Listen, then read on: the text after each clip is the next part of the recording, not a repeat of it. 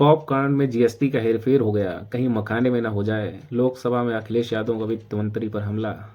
अखिलेश यादव ने लोकसभा में मोदी सरकार पर जमकर तंज कस दिया है। उन्होंने वित्त मंत्री को निशाने पर ले लिया है। बोले हैं कि पॉपकॉर्न में जीएसटी का हेरफेर हो गया है, ये कहीं मखाने में न हो जाए।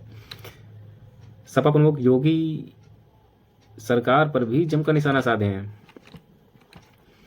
अखिलेश यादव ने लोकसभा में मोदी सरकार पर जमकर तंज कस दिया है। उन्होंने वित्त मंत्री को निशाने पर लेते हुए कहा है कि पॉपकॉर्न में जीएसटी का हेरफेर हो गया, कहीं मखाने में न हो जाए, वित्त मंत्री को इशारा करते हुए। इसके अलावा सपा प्रमुख ने प्रयागराज महाकुंभ की व्यवस्थाएं, पीएम मोदी की अमेरिकी दौरे समेत अन्य विषयों पर भी कटाक्ष किया है। प्रयागराज में महाकुंभ की व्यवस्था में कथित खामियां और कई स्थानों पर यातायात जाम होने का हवाला देते हुए मंगलवार को लोकसभा में कहा कि वहां की तस्वीरें देखकर सनातन धर्म को मानने वाले हर व्यक्ति को बहुत दुख पहुंचा है। उन्होंने लोकसभा में केंद्रीय बजट पर भी चर्चा की और आरोप भी लगाया कि उत्तर प्रदेश की डबल इंजन सरकार अब फेल हो गई है। भारत को विकसित राष्ट्र बनाने के लिए जो सरकार बनी थी, बजट में कोई रोड मैप नहीं दिखाई दे रहा है इसका। अमेरिका से वापस भेजे गए अवैध भारतीय प्रवासियों को लेकर भी कहा है कि जो अमेरिका से क्या नाम राष्ट्रपति बनते ही डोनाल्ड ट्रंप ने भारत के जो जितने अवैध तरीके से अमेरिका में रह रहे थे उनको सबको भारत भेज दिया। 10 बजट इसलिए बनाए गए, ये भी बोले हैं कि 10 बजट इसलिए भी बनाए गए हैं कि दुनिया यह देखे कि भारत के लोग हाथों में हथकड़ी और पैरों में बेड़ियां बांधकर भेजे गए। मतलब ऐसा कौन सा बजट है। प्रधानमंत्री नरेंद्र मोदी के अमेरिका दौरे का हवाला देते हुए कटाक्ष किया, पिछली बार हीरा लेकर गए थे। मतलब नरेंद्र मोदी पिछली बार जब अमेरिका गए थे तो हीरा लेकर गए थे। इस बात पर भी अखिलेश यादव बोले इस बार हो सके तो सोने की जंजीर लेकर जाइए। अच्छा मतलब प्रधानमंत्री जब अमेरिका गए थे तो हीरा लेके गए थे पहले, तो उस पर अखिलेश यादव ने कहा है कि अब की बार जब जाइएगा तो सोने की जंजीर लेकर जाइएगा। हो सके तो कुछ और लोगों को वहां से किसी दूसरे जहाज में अपने साथ ले आइएगा। मतलब ये भी बोले हैं कि अमेरिका जाइए और क्या नाम सोने की जंजीर लेके, और जितने भारतीय लोग हैं उनको क्या नाम, अब ये क्या मामला है आगे चल के पता चलेगा। मुख्यमंत्री ने यह भी कहा कि दूसरी तस्वीर महाकुंभ में दिखी जो सनातन को मानने वाले दुख पहुंचाने वाली थी। प्रयागराज में लोगों को परेशानी का सामना करना पड़ रहा है। हाँ ये बात तो सही है। और 300 किलोमीटर जाम में फंसे रहे हैं। हाँ ये बात भी सही है। 300 किलोमीटर मतलब जो प्रयागराज पहुंचने का या कुंभ पहुंचने का जो रास्ता था वो 300 किलोमीटर से ब्लॉक था, कोई निकल नहीं पा रहा था वहां से। भाजपा की तरफ से पार्टी कार्यकर्ताओं से अपील की गई कि वे लोगों की मदद करें। मतलब जो भाजपा की तरफ से मतलब भाजपा ने अपने पार्टी के कार्यकर्ताओं से कहा है कि जो जहाँ पे है उसको क्या ना मदद करे, जिसको भी चाहिए। उन्होंने सवाल किया कि ऐसी तस्वीर होनी चाहिए क्या। हाँ ये बात तो सही है, जिसमें आप यातायात नहीं संभाल पा रहे हैं। चांद पर पहुंचाने का क्या फायदा जब जमीन की समस्याएं नहीं दिखती हैं। मतलब ये अखिलेश यादव विपक्ष पर बोले हैं कि चांद पर पहुंचाने से क्या फायदा जब जमीन की बात समस्याएं नहीं लोगों की दिखाई दे रही हैं और तुम कह रहे हो कि क्या नाम चांद पर पहुंचा देंगे भारत को। कन्नौज सांसद ने कहा कि देश में अब भी 80 करोड़ लोग को मुफ्त राशन देना पड़ रहा है। हाँ वो तो मिल रहा है। क्या यही विकसित भारत की तस्वीर है।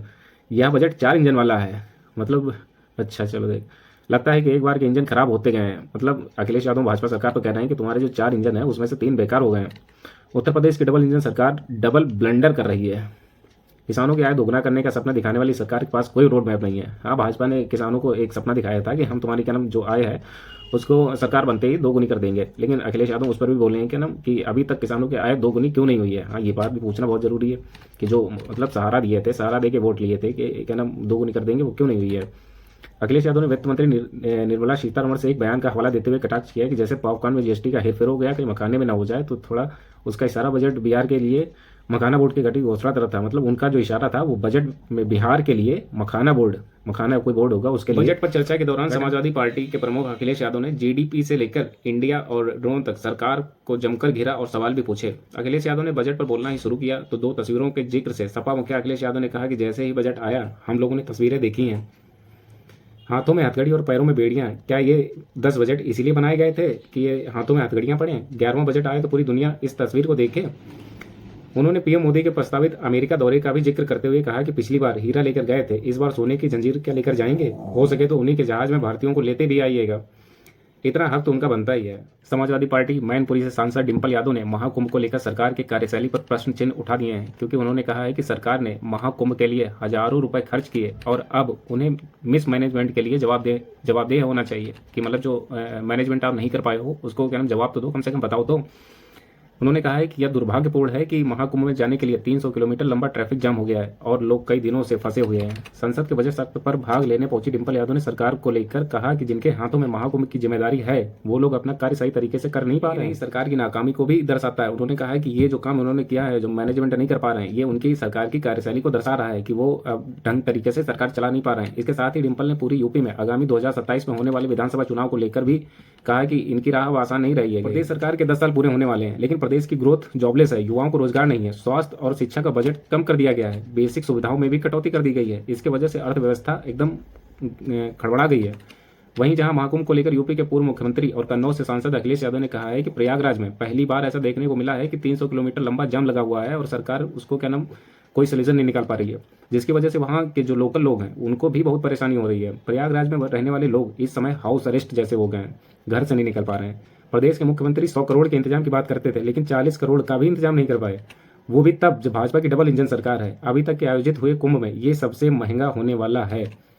आपकी जानकारी के लिए बता दें कि प्रयागराज में आयोजित हो रहे महाकुंभ मेला क्षेत्र में करीब 300 किलोमीटर लंबा जाम लगा हुआ है, कोई निकल नहीं पा रहा है। इसके अलावा पूरे प्रयागराज में श्रद्धालुओं की भी भारी भीड़ पहुंच गई है, जिसकी वजह से वहां रहने वाले लोगों को भी बड़ी दिक्कतों का सामना करना पड़ रहा है।